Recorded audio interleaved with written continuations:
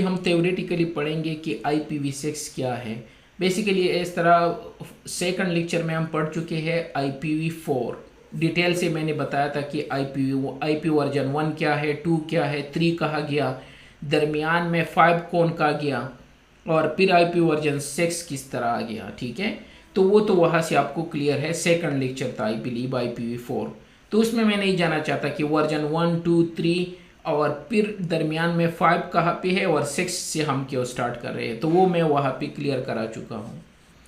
तो internet protocol version 4 जो है वो बेसिकली 4.3 बिलियन एड्रेस प्रोवाइड करते हैं थ्योरेटिकली। रियल में तो इतने नहीं प्रोवाइड करते, क्योंकि क्लास डी हम यूज़ नहीं कर सकते जो मल्टीकास्ट के लिए है, क्लास ई यूज़ नहीं कर सकते जो कि रिसर्च पर्पस के लिए है, 127 हम यूज़ नहीं कर सकते जो कि लूप बैक एड्रेस है, 10 रेंज हम यूज़ नहीं कर सकते, वो प्राइवेट रेंज है, 172 16 से 32 तक यूज़ नहीं कर सकते, प्राइवेट रेंज है। इसी तरह 192 168 यूज़ नहीं कर सकते, वो प्राइवेट रेंज है, 169 वो यूज़ नहीं कर सकते, अपीपा रेंज है। तो रह क्या गया, तो थ्योरेटिकली तो 4.3 बिलियन एड्रेस प्रोवाइड करते हैं। अगर मैं सपोज करूं कि ये 4.3 एड्रेसेस दे रहे हैं IPv4, ठीक है, तो पूरी दुनिया की जो आबादी है वो 6.5 बिलियन है, ये 6.5 बिलियन है। और अगर इसमें से 10% भी इंटरनेट यूज करे, अपने डिवाइसेस कनेक्ट करे, इनमें से राउटर है, स्विचेस है, फायरवॉल है, लैपटॉप है, आईपैड है, आईपॉड है, हर चीज़, फ्रीज़र है, टीवी है, स्मार्ट टीवी है, फ्रीज़र, हर चीज़ आजकल उसको आईपी चाहिए और वो कनेक्ट होते हैं इंटरनेट से। कैमरा है, ये बाकी जो होते हैं सीसीटीवी कैमरास होते हैं, घरों में लोगों ने इंस्टॉल किए होते हैं, वो पब्लिक आईपी के थ्रू इसको एक्सेस करते हैं अपने ऑफिस से, अपनी जगहों से। तो हर चीज़ के लिए आईपी चाहिए। तो 4.3 अगर मैं सपोज करूं और उनमें से 10% भी लोग यूज़ करें, तो IPv4 तो किसी काम की नहीं है, ये तो ख़त्म हो जाएगी। और ये इंटरनेट जो है ये जस्ट लाइक अ नेटवर्क है जिसमें हर आईपी चेंज होनी चाहिए। जिस तरह घर में 1 2 3 बायो के नाम चेंज होते हैं, यूनिक होनी चाहिए, अदरवाइज कन्फ्लिक्ट आएगा। तो इंटरनेट भी इंटरनेशनल नेटवर्क है। तो अब सोल्यूशन क्या है इसका, ये किस तरह सॉर्ट आउट करेंगे? इतनी आईपीज हम कहाँ से लाए IPv4 में, और अभी तक हम IPv4 यूज़ कर रहे हैं, मसला नहीं है। तो शॉर्ट टर्म सोल्यूशन जो हम यूज़ कर रहे हैं वो नेट पैड है एक, और दूसरा सबनेटिंग है। दो चीज़ें हम यूज़ कर रहे हैं और अभी तक जिंदा है, और IPv4 को हम यूज़ कर रहे हैं। अदरवाइज कब का अगर ये विदाउट इसको यूज़ करते तो ये आईपी तो सिर्फ चाइना के लिए क्या है, इनफ नहीं है, या इंडिया के लिए, क्योंकि इन दोनों की आबादी ज़्यादा है ना, ज़्यादा लोग कनेक्ट होंगे। तो 4.3 बिलियन IPv4 तो सिर्फ 2 कंट्रीज के लिए इनफ नहीं है। तो इसका हम करेंगे क्या, अचार डालेंगे? तो मसला ये है कि हम इसको नेट पैड के थ्रू अभी तक इनको यूज़ कर रहे हैं। नेट पैड आप पढ़ चुके हो, या पता नहीं हम इस कोर्स में था या नहीं था, हाँ वो दूसरे वाले में था। नेटवर्क एड्रेस ट्रांसलेशन और पोर्ट, मेरे घर में जो मैं यूज़ कर रहा हूँ, तो वाईफाई से मेरे ऑलमोस्ट 12 सिस्टम कनेक्टेड है, और मेरे पब्लिक आईपी एक है। तो एक आईपी के थ्रू मेरे 12 सिस्टम इनसाइड कनेक्टेड है। तो अगर मैं अपने इंटरफेस पे आके जहाँ से मैं कनेक्टेड हूँ, ये है, सॉरी ये तो लूप बैक है, ये वाला है, तो मैं तो inside public IP, private IP use कर रहा हूँ। 192.168 रेंज तो प्राइवेट आईपी है जो हम पढ़ चुके सेकंड लेक्चर में। तो इसी तरह 87, इसी तरह मेरे दूसरे लैपटॉप को आईपी असाइन है, सर्वर को असाइन है, 4 मोबाइल है, एक आईपैड है, एक टीवी है, स्मार्ट टीवी। इसी तरह ऑलमोस्ट 12 to 13 सिस्टम जो मेरे है ये कनेक्टेड है इंटरनेट से, सिर्फ मेरे घर में। इसी तरह अगर आप दूसरे घर में चेक कर दो तो वहाँ तो, और हॉस्टल चेक कर दो, या जो यहाँ पे देरा वगैरह होते हैं, वहाँ तो एक आईपी के थ्रू 20-25 लोग कनेक्टेड होते हैं। तो वो नेट पैड की वजह से इन डिवाइस में नेट पैड कॉन्फ़िगर है। असल में मेरी जो पब्लिक आईपी है वो ये है, मैं अभी दिखा देता हूँ, लेकिन इनसाइड में 12 सिस्टम कनेक्ट कर चुका हूँ इसी एक आईपी को यूज़ करके। अगर मैं यहाँ लिख दूँ, वह क्या था 192.168.100 था ना, तो व्हाट इज़ माई एड्रेस। और अगर मैं IP चिकन में जाके ipchicken.com, तो ये मेरी पब्लिक IP है जो कि यूनिक है, उसमें नहीं है, ये किसी को आसान नहीं होगा।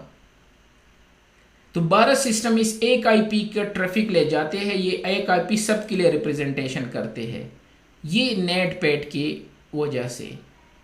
और इसी तरह फिर ISP इस IP को सबनेट कर लेते हैं, तो अगेन इनको हम यूज़ कर सकते हैं। इस वजह से ये तो रहा स्टोरी कि अभी तक हम IPv4 पे किस तरह जिंदा है और यूज़ कर रहे हैं। अब आते हैं IPv6 पे, लेकिन फ्यूचर में ये नहीं चलेगा। कब तक हम करेंगे नेट पैड यूज़ करते रहेंगे, लोग मोडेम लेते रहेंगे और ISP इनके सबनेटिंग करते रहेंगे। एक टाइम आएगा कि ये IP शॉर्ट हो जाएंगे, तो डेफिनेटली हमें मूव होना है IPv6 पे। IPv4 हम पढ़ चुके, उसमें 32 बिट एड्रेसेस होते हैं, जबकि IPv6 में 128 बिट है, इससे कई गुना ज़्यादा है। तो अगर आप यह 4.3 बिलियन है ना, तो IPv6 में 340 ट्रिलियन IP एड्रेसेस है। और इसके लिए फेमस है कि दुनिया में पूरी यूनिवर्स में अगर हर चीज़ को भी IP असाइन करे तब भी IPv6 एग्जॉस्ट नहीं होंगे। तो ये रहा IPv6 जो कि क्विकली 5 to 10 ईयर में सब कुछ इस पर मूव हो जाएगा, शॉर्ट एज की, जो मैंने स्टोरी बता दी। इसके फ़ायदे क्या है? एक तो लार्ज स्पेस है, जो मैंने कहा 3-4 ट्रिलियन एड्रेसेस है, जो कि 32 बिट में बहुत ही लिमिटेड थे। और आप यूनिक IP एड्रेस असाइन कर सकते हो, आपको नेट पैड की ज़रूरत नहीं है, डायरेक्ट हर PC को पब्लिक IP असाइन करो। अभी तो मैं प्राइवेट यूज़ कर रहा हूँ इनसाइड, और बाहर पब्लिक है। सिंप्लीफाइड हेडर है, ये स्मॉल हेडर को यूज कर रहा है, IPv4 बिग हेडर को यूज करता था। End to end connectivity, no need of net pad, just direct connect हो जाओ पब्लिक एड्रेसेस से। ऑटो कॉन्फ़िगरेशन फीचर है IPv6 में, ब्रॉडकास्ट इसमें नहीं है, IPv4 में ब्रॉडकास्ट है। यहाँ पे एक नया कॉन्सेप्ट है एनीकास्ट, सेम IP आप एक से ज़्यादा डिवाइस को असाइन कर सकते हो। मोबिलिटी है, सिक्योरिटी है, इसमें नेट पैड की रिक्वायरमेंट नहीं है। सिंप्लीफाइड हेडर है, स्मॉल हेडर है, बिग IP रेंज है। ये इसके कुछ एडवांटेजेस है IPv6 के। हाँ, जब लिखना है तो वो मुश्किल है, लिखने में ये डिफ़िकल्ट है। और इनको समझने के लिए हमें दूसरों को IPv4 को और IPv6 को कंपेयर करना है। IPv4 32 बिट एड्रेस होता है, ये 128 बिट एड्रेस है। वो 8 बिट का एक ग्रुप होता है, 8 bit 8 bit 8 bit 8 bit 4 time, तो ये हो जाता है 32 बिट। जबकि ये 16 बिट का ग्रुप होता है, इसमें 4 ग्रुप होते हैं, 4 डॉट में होता है, ये 8 ग्रुप में होते हैं। ये डॉट से सेपरेट होते हैं, ये कोलन से सेपरेट होते हैं IPv6। ये डेसिमल नंबर सिस्टम में होता है, ये हेक्साडेसिमल नंबर सिस्टम में है। यहाँ पे 5 क्लासेस होते हैं, ABCDE। यहाँ कोई क्लासेस नहीं होते, हाँ टाइप होते हैं ज़रूर। यहाँ हम सबनेटिंग करते हैं, या सबनेटिंग की रिक्वायरमेंट ही नहीं है, इतनी बिग रेंज है तो सबनेटिंग क्यों करेंगे। यहाँ पे बिल्टन सिक्योरिटी नहीं है, जबकि IPv6 में बिल्टन सिक्योरिटी है। IPv4 में unicast, multicast and broadcast 3 type की चीज़ें होते हैं। Unicast 1 to 1, multicast 1 to many and broadcast 1 to all। जबकि यहाँ पे एक एक्स्ट्रा है एनीकास्ट 1 to nearest, और यहाँ पे कोई ब्रॉडकास्ट नहीं होता, यहाँ कोई शॉर्ट फॉर्म नहीं होता। यहाँ पे हम शॉर्ट फॉर्म लिख सकते हैं क्योंकि एड्रेस बहुत बड़ा होता है। यहाँ हम 2 टाइप IP असाइन कर सकते हैं IPv4 में, या तो मैनुअली या DHCP के थ्रू। जबकि यहाँ 3 तरीक़ों से, ऑटो कॉन्फ़िगरेशन, DHCP के थ्रू और मैनुअली, 3 तरीक़ों से। यह ICMP होता है, यह ICMP वर्जन 6 होता है। यहाँ पे ब्रॉडकास्ट है IPv4 में, IPv6 में कोई ब्रॉडकास्ट नहीं होता। ये ARP को यूज़ करते हैं जब जिसकी बहुत सारे अटैक है, और यहाँ पे मल्टीकास्ट नाइबर होता है, और ARP जो है वो ब्रॉडकास्ट होता है। तो ये इसका फ़ायदा है।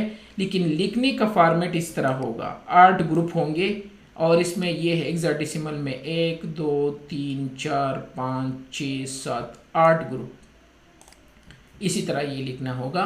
लेकिन फॉर्चुनेटली हम इसको शार्ट कर सकते हैं।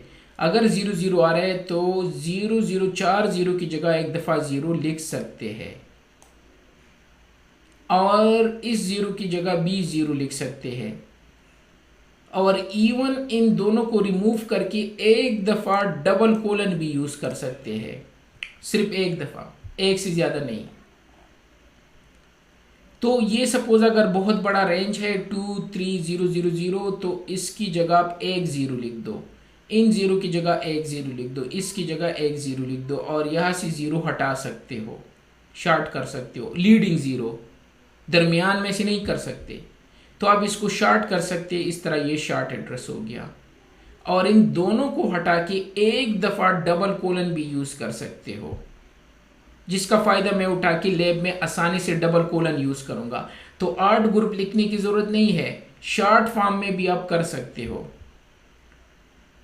अब आते हैं IPv6 के एड्रेस टाइप। जिस तरह वहाँ पे क्लासेस थे, class A, B, C, D और E थे, तो यहाँ पे तो मेनली 3 क्लासेस है, टाइप है सॉरी, यूनिकास्ट, मल्टीकास्ट, एनीकास्ट। फिर मल्टीकास्ट में भी डिफरेंट है, इसी तरह यूनिकास्ट में भी फिर डिफरेंट है। ग्लोबल यूनिकास्ट है, लिंक लोकल है, लूप बैक है, अनस्पेसिफाइड है, यूनिक लोकल है और एम्बेडेड IPv4 है और एनीकास्ट तो नया इसमें अप्रोच है। तो अगर हम इसको पढ़ें तो ग्लोबल यूनिकास्ट एड्रेस में ये जस्ट लाइक IPv4 की पब्लिक एड्रेस की तरह है। जिस तरह IPv4 में पब्लिक एड्रेसेस थे ना, 10 रेंज को छोड़ के, 172 रेंज को छोड़ के और 192.168 रेंज को छोड़ के जितनी भी IPs थे क्लास D और E को छोड़ के, वो पब्लिक IPs थे। तो यहाँ पे पब्लिक IPs हमेशा यहाँ से स्टार्ट होते हैं। जब भी 2000 देख लो या 3FF तक, 2000 से लेके 3FF, ये सारे IPs जो है इसको हम ग्लोबल यूनिकास्ट एड्रेस कहते हैं IPv6 में। ये राउटेबल होते हैं और IPv4 की तरह ये पब्लिक IPs है जो इंटरनेट पे वर्क करते हैं। तो जो इंटरनेट पे वर्क करते हैं IPv6 में उसको ग्लोबल यूनिकास्ट एड्रेसेस कहते हैं। ये टाइप है, क्लासेस नहीं है। सेकंड पे यूनिक लोकल है। यूनिक लोकल एड्रेसेस जो है जिस तरह IPv4 में प्राइवेट IPs थे, 10 रेंज, 172.16 रेंज और 192.168 रेंज जो थे, वो तीनों को हम प्राइवेट IPs कहते हैं। जिस तरह मैंने अभी अपना शो किया इंटरफेस, उसको प्राइवेट IP असाइन थे और बाहर पब्लिक। तो बाहर IPv6 में इस टाइप का एड्रेस होगा और इनसाइड इस टाइप का एड्रेस होगा। तो जो एड्रेस FC से स्टार्ट हो रहा है तो वो प्राइवेट एड्रेस है IPv6 में और इसको हम यूनिक लोकल कहते हैं। ये कंपनी में यूज़ होते हैं। जिस तरह कंपनी में हम 10 रेंज यूज़ करते हैं, 172 रेंज यूज़ करते हैं, 192 रेंज यूज़ करते हैं। तो जो एड्रेस FC, FD इससे स्टार्ट हो रहा है तो वो यूनिक लोकल एड्रेसेस है और ये सेम लाइक प्राइवेट IPv4 में जो होते हैं। अब आते हैं link local address. Link local address IPv4 में यूँ समझो जिस तरह अपीपा है जो हम पढ़ चुके थे फर्स्ट लेक्चर, याद करो। वो 169 IP जो उठा लेते हैं ऑटोमेटिकली। जब किसी इंटरफेस को IP नहीं मिलते तो वो अपीपा उठा लेते हैं। इसी तरह IPv6 में लिंक लोकल एड्रेस होता है जो हमेशा FE80 से स्टार्ट होगा और हर इंटरफेस को ये ऑटोमेटिकली असाइन होता है। तो अगर मैं यहाँ पे IP कॉन्फ़िग कर दूँ तो IPv6 एड्रेस FE80 जितनी भी मेरे इंटरफेस है जिस पे IPv6 एनेबल है वह FE80 है। इस पे मैंने डिसेबल किया है लूप बैक पे, तो वहाँ पे नहीं है। सारे इंटरफेसेस पे ये है, ये ऑटोमेटिकली जनरेट करते हैं और मैक एड्रेस लगा के एक एड्रेस बना देते हैं और इसकी पहचान FE80 है। ये शॉर्टकट यहाँ जो मैं दिखा रहा हूँ ये याद रखना है, इसको कहते हैं लिंक लोकल। फिर है मल्टीकास्ट। तो IPv4 में हमारे पास पूरा क्लास D जो था उसको हम मल्टीकास्ट कहते थे, जो कि 224 से लेके 239 तक था और बहुत सारे प्रोटोकॉल उस रेंज को यूज़ करते थे मल्टीकास्ट को। याद है जो OSPF 2245 को यूज़ करता था मल्टीकास्ट, 6 को यूज़ करता था मल्टीकास्ट और 9 यूज़ करती थी EIGRP और 10 यूज़ करता था रिप। ये पूरा रेंज मल्टीकास्ट के लिए था, लेकिन हम किसी को असाइन नहीं कर सकते थे क्योंकि मल्टीकास्ट का मतलब है 1 to ग्रुप। सेम इसी तरह यह भी मल्टीकास्ट है IPv6 में, जो कि हमेशा स्टार्ट होगा FF से, ये इसकी पहचान है। तो जिस तरह हमारा OSPF यूज़ करता था 224005 को, तो यह भी यूज़ करेगा FF02 को। जिस तरह OSPF सिलेक्शन के लिए वो DRBDR के लिए 224006, तो वो IPv6 में इस टाइप का हो जाएगा। और EIGRP यूज़ करता था 24009, तो वो बन जाएगा FF029। और रिप यूज़ करता था 10, तो हेक्साडेसिमल में 10 नहीं होता बल्कि 10 की जगह A होता है, तो यहाँ पे ये हो जाएगा ये। और ये DHCP का है, तो ये मल्टीकास्ट टाइप है। इसी तरह लास्ट वाला जो कि IPv4 में इसके कॉन्सेप्ट नहीं है, ये है एनीकास्ट। एनीकास्ट ये है अगर आपके पास सेम सर्वर हो जो सेम सर्विसेज दे रहे हो और आप लोड बैलेंसिंग कराना चाहते हो, अवेलेबिलिटी करना चाहते हो कि एक सर्वर डाउन हो तो दूसरा रीचेबल हो, दूसरा डाउन हो तो तीसरा काम करे और सेम सर्विसेज प्रोवाइड कर रहे हैं, तो उस पे आप एनीकास्ट कॉन्फ़िगर कर सकते हो। एनीकास्ट का मतलब 1 to नियरेस्ट, तो जब भी ट्रैफिक आएगा जो नियर होगा वो इनको आंसर करेगा। अगर ये डाउन हो तो ये आंसर करे क्योंकि सेम IP है तीनों के। और अगर 4 सर्वर है तो 4 की सेम IP होगी, जो कि IPv4 में पॉसिबल नहीं था क्योंकि वो IP कन्फ्लिक्ट का एरर देंगे। लेकिन यहाँ एनीकास्ट, एनी IP को आप एनीकास्ट बना सकते हो, चाहे ये किसी भी टाइप का हो, लिंक लोकल हो, यूनिक लोकल हो, ग्लोबल हो, कोई भी हो।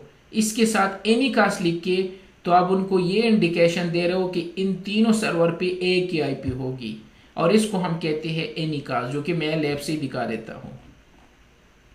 इसी तरह लूप बैक एड्रेस है। IPv4 में हम पढ़ चुके थे कि लूप बैक एड्रेस जो होता है वो लोकल आपके जो प्रोटोकॉल है उसकी टेस्ट करने के लिए, अपने सिस्टम के प्रोटोकॉल स्टैक को चेक करने के लिए, अपने इंटरफेस को चेक करने के लिए हम यूज़ करते हैं। अपने आप की ग्रेवान में जानकर देखने को हम IPv4 लूप बैक एड्रेस कहते थे। तो यह भी है कि किसी को अगर आप नसीहत कर रहे हो, पहले तो अपनी ग्रेबान में जान के देखो कि खुद सही हो कि नहीं हो, वो है लूप बैक एड्रेस। तो सबसे पहले जब हम ट्रबल शूटिंग स्टार्ट करते हैं तो खुद को पिंग करते हैं कि मैं खुद, मेरा इंटरफेस सही है कि नहीं है। तो पिंग लूप बैक लिख के, तो ये IPv6 का आंसर आ रहा है क्योंकि IPv6 पावरफुल होता है बाय डिफॉल्ट। तो अगर मैं इसकी 4 लिख दूं तो 127 से रिजल्ट आएगा। इट मीन्स मेरा प्रोटोकॉल चल रहा है, मेरा इंटरफेस करेक्ट है, मेरे सारी चीज़ें करेक्टली वर्क कर रहे हैं। अब मैं दूसरे पे इल्ज़ाम लगा सकता हूँ कि भाई आपका इंटरफेस रीचेबल नहीं है, इसको लूप बैक कहते हैं। और या हम इस तरह भी लिख सकते हैं, लोकल होस्ट भी कहते हैं इसको, लोकल होस्ट, ये भी मैंने वहाँ पे बताया था। इसके साथ 6 लिख दो तो IPv6 से आंसर आएगा। और अगर आप लोकल होस्ट नहीं लिख सकते तो 127.0.0 कोई भी IP लेके ये पूरा रेंज रिजर्व है। लेकिन IPv6 में एक IP है टेस्टिंग के लिए, वो है :1। असल में ये :1 इस तरह है, 8 ग्रुप थे ना, मैंने बताया था ना, 1 2 3 4 5 6 7 8, और हर ग्रुप में 4 तक होते हैं। तो बेसिकली अगर मैं :1 लिख दूं तो ये पिंग कर रहा है।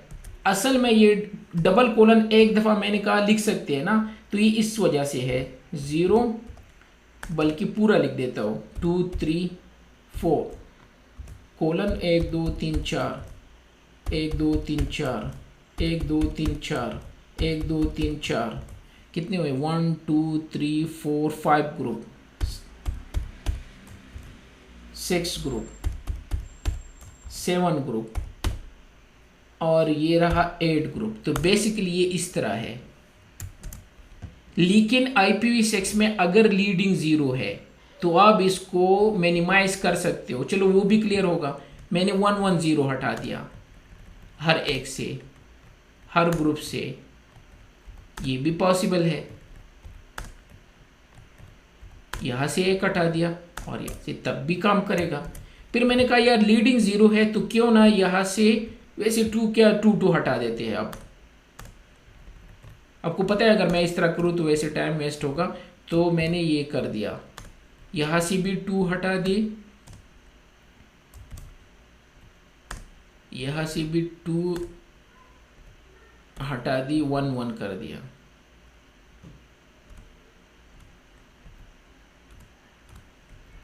ये भी 1 0 कर दिया और यहाँ पे ये कर दिया, तब भी काम करेगा। लेकिन इन सब जीरो को हटा के एक दफा सबकी जगह मैं डबल कोलन लिख सकता हूं, ये भी पॉसिबल है। और अगर मैं चाहे तो इस तरह भी कर सकता हूं, इसके आगे जीरो लिख दो तब भी सही है, और फिर कोलन लगा के जीरो लिख दो, सॉरी बल्कि यहां कर लेते हैं, ये भी सही है। लेकिन मुझे परमिशन है कि अगर लीडिंग जीरो है तो सबको हटा के एक दफा डबल कोलन लिखी। डबल कोलन का मतलब है 7 टाइम कुछ है और 8 टाइम जो है वो 1 है। तो ये इसका लूप बैक है। जिस तरह IPv4 में हमारे पास ये पूरा रेंज था, लेकिन यहाँ पे फॉर्चुनेटली एक IP है। टेस्ट ही तो करना है ना, माइक को टेस्ट करने के लिए हम कहते हैं हेलो हेलो टेस्टिंग।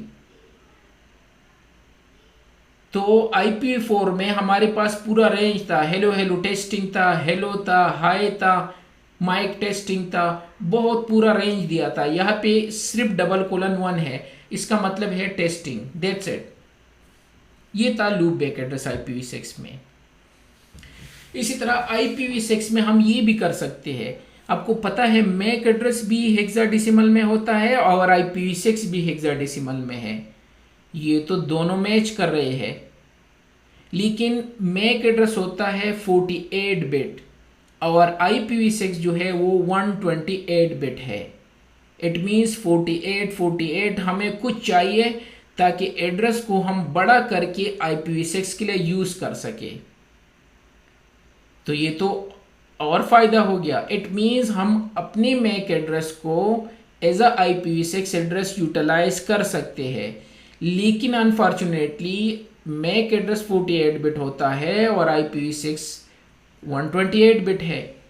तो क्यों ना मैक एड्रेस के साथ कोई गेम खेले ले ताकि वो बड़ा हो जाए, और उस गेम को हम कहते हैं modified EUI, extended unique identifier. क्यों ना 48 को एक्सटेंड किया जाए, और जब एक्सटेंड करेंगे तो ये IPv6 बन जाएगा। लेकिन वो एक्सटेंशन के लिए कोई प्रोसीजर होना चाहिए और इसको हम कहते हैं EUI 64 हम एक्स्ट्रा और ऐड करेंगे। तो 48 वो है और 64 इसके साथ लगा के तो ये क्या बन जाएगा, हमारा IPv6 बन जाएगा। इट मीन्स हम अपने मैक एड्रेस को इस तरह कर सकते हैं। तो सपोज ये मेरा 48 बिट मैक एड्रेस है। मैक एड्रेस आपको पता है ना, गेट मैक, ये मैक एड्रेस होता है जो कि 48 बिट होता है और हेक्साडेसिमल में होता है, जो कि 12 डिजिट्स बन जाते हैं। तो मैक एड्रेस करके इसको 2 हिस्सों में डिवाइड कर दो इक्वली। 12 डिजिट्स है ना, तो ये डिवाइड कर दो, ये 6 डिजिट्स इस साइड पे कर दो और ये 6 इस साइड पे, और दरमियान में ये FE घुसा दो। ये स्टैंडर्ड है, FE। ये घुसाने के बाद इसके फर्स्ट डिजिट्स को 58 को इसको लेके क्या कर दो, बाइनरी में कन्वर्ट कर दो। और जब बाइनरी में कन्वर्ट कर दो तो 7th डिजिट इसका अगर 0 आ गया तो 1 कर दो, और अगर 1 आ गया तो 0 कर दो, और दोबारा इसको हेक्साडेसिमल में कन्वर्ट कर दो। और इसी तरह ये पूरा जो लास्ट में मैक एड्रेस आपका आ गया, ये आपका 64 बिट एड्रेस बन जाएगा और यही आपका IPv6 एड्रेस होगा। इसको कहते हैं EUI 64 बिट, और ये मैंने यहाँ पे आपको बताया। इसके अलावा IPv6 में हम स्टेटलेस एड्रेस ऑटो कॉन्फ़िगरेशन भी कर सकते हैं, जिसको शॉर्टकट में हम स्लैग कहते हैं। ये मिनी DHCP की तरह वर्क करता है। मीन्स अगर एक साइड पे आपका राउटर कॉन्फ़िगर है तो ये अपने नाइबर को अपने नेटवर्क से IP दे सकते हैं। Without DHCP। ये एक जो मैंने कहा था 3 तरीके हैं IPv6 में, एक मैनुअल तरीका है, एक DHCP है और एक स्लैक है, ऑटो कॉन्फ़िगरेशन इसको कहते हैं।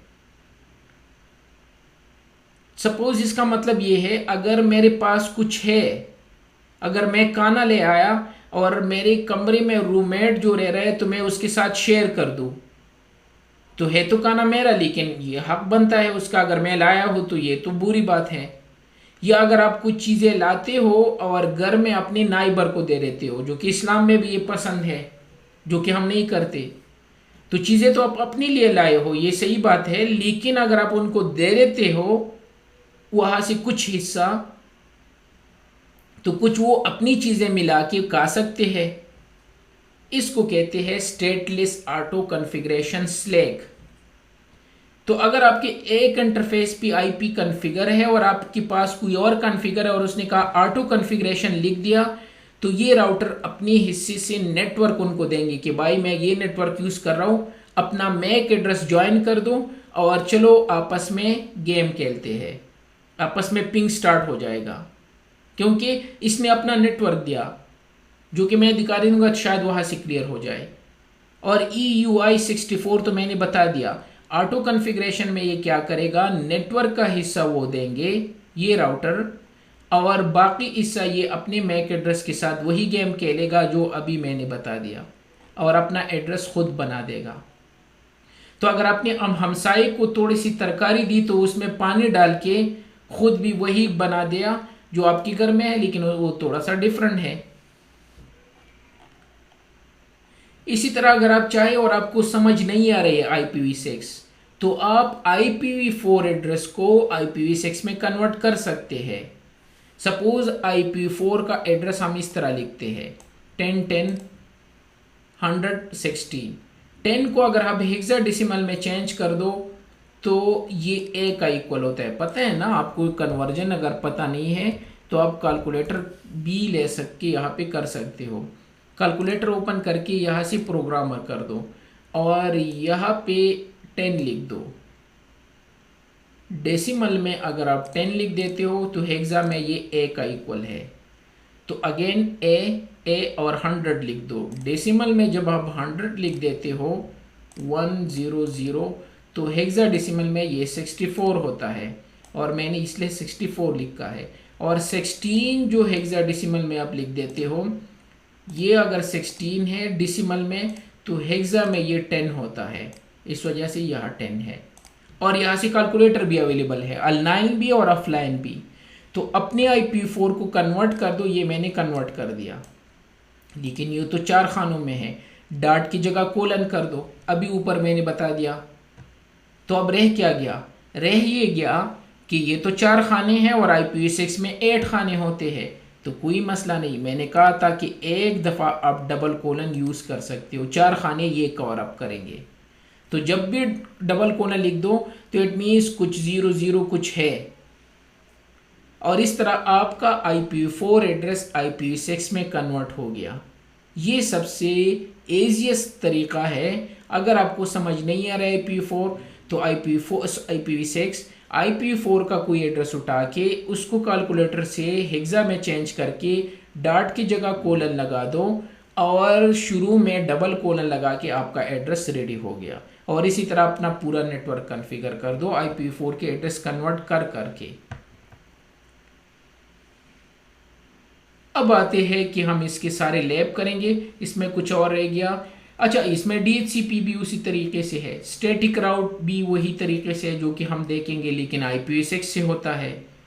रिप भी उसी तरीके से है। यहाँ रिप को हम रिपिंग कहते हैं। Ripping means routing information protocol next generation. तो यहाँ राउटिंग रिप को हम रिपिंग कहते हैं। स्टैटिक और डिफॉल्ट उसी तरीके से होता है। EIGRP जो है EIGRP वर्जन 3 कहते हैं यहाँ पे हम, और वहाँ पे EIGRP वर्जन 4 के लिए तो ये EIGRP वर्जन 6 है, या EIGRP वर्जन 3 लिखते हैं, मीन्स कि ये लेटेस्ट IPv6 के लिए है। इसी तरह OSPF वर्जन 3 यहाँ पे इनको हम कहते हैं, या OSPF फॉर IPv6, और वो OSPF फॉर IPv4 था। बाकी वही कॉन्सेप्ट में, मैं उसमें नहीं जाना चाहता। OSPF क्यों यूज़ होता है, राउटर आईडी है, ये है वो है, सारी चीज़ें दोनों में सिमिलर है, कॉन्फ़िगरेशन डिफरेंट है। और लास्ट में ट्रैफिक फ़िल्टर, तो एक्सेस लिस्ट को यहाँ पे ट्रैफिक फ़िल्टर कहते हैं। वहाँ पे हमारे पास जो एक्सेस लिस्ट थी वो एक्सटेंडेड थे, नंबर थे और नेम थे, जबकि IPv6 में एक छोटा सा चेंज है, यहाँ सिर्फ नेम ACLs होते हैं, कोई स्टैंडर्ड और एक्सटेंडेड नहीं होते और कोई नंबर ACLs नहीं होते, सिर्फ एक्सटेंडेड और वो भी नेम ACL सिर्फ होते हैं। और थोड़ा सा डिफरेंट है, वहाँ पे IP एक्सेस ग्रुप लिखते थे, यहाँ पे हम कमांड लिखते हैं IPv6 ट्रैफिक फ़िल्टर। बाकी ये कमांड उसकी तरह ही है, बाकी उसी तरीके से, सिर्फ एक्स्ट्रा थोड़ा सा डिफरेंट है, IPv6 ट्रैफिक फ़िल्टर ये हम करते हैं। DHCP की भी वही कॉन्सेप्ट है, लेकिन इसके 4 पैकेट डिफरेंट होते हैं। और DHCP को हम 2 तरीक़ों से कॉन्फ़िगर कर सकते हैं, स्टेटफुल और स्टेटलेस। और ये 4 पैकेट है।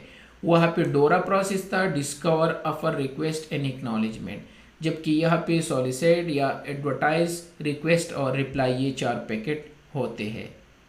पैकेट वही 4 है लेकिन थोड़ा सा डिफरेंट है। और DHCP 2 तरीके से, एक ऑटो कॉन्फ़िगरेशन वाला जो ऊपर मैंने बता दिया, और एक पेवरली DHCP सर्वर जो वहाँ पे था, वही कॉन्सेप्ट यहाँ पे है कॉन्फ़िगरेशन के। तो ये था ओवरऑल थ्योरेटिकली IPv6 की सारी चीज़ें जो हम पढ़ चुके। और अब इसके लैब कर लेते हैं कि, तो मैं इसको यहाँ पे सेव कर लेता हूँ।